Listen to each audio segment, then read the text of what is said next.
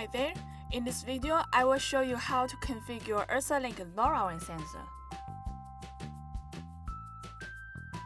Unbox the sensor.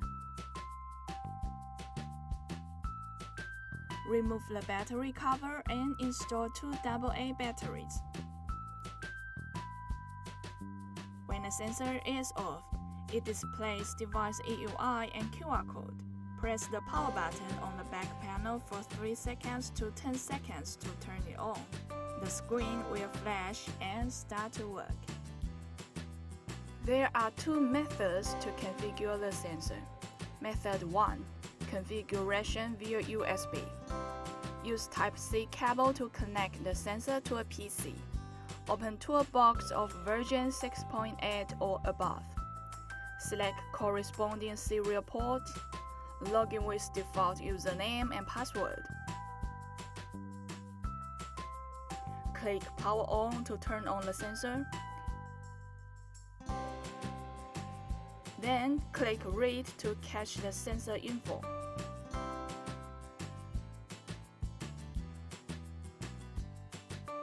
Open LoRaWAN settings. On the Basic tab, you can view device EUI and add EUI. Choose join type, change app key, turn on or off ADR. On Channel tab, you can change frequency, choose a support frequency, select a channel and add the frequencies you need. Click Device Settings. On the Basic tab, you can set up a reporting interval. Change login password.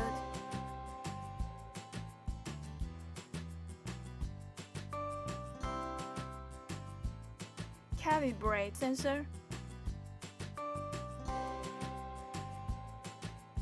And set up threshold alarm. Open maintenance. You can update, backup, and reset the sensor. The other way to configure the sensor is via NFC. If your mobile phone supports NFC, you can configure the sensor via your phone. It's easy to use. Contact your phone manufacturer to check if your phone supports NFC and the position of the NFC on your phone.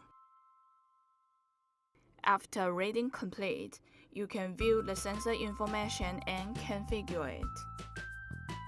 Open Setting tab.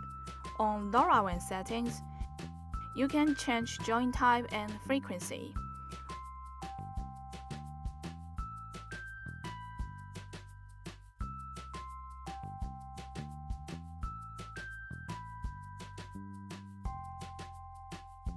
On General settings, you can change reporting interval.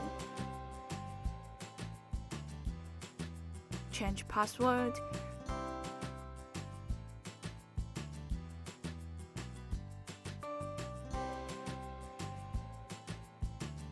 Calibrate the sensor.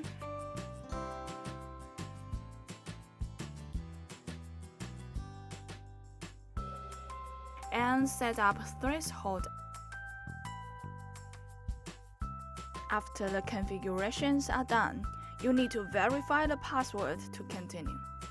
Next, put your phone close to the sensor. The configuration info will be written into the sensor via NFC. To configure the sensor on a PC, you need an NFC reader and connect it to your PC. Put the sensor close to the NFC reader. Open Toolbox of version 6.8 or above. The configuration via NFC is the same as configuration via Type-C cable. Please refer to the previous guide. If you have any questions, please feel free to contact us. See you next time.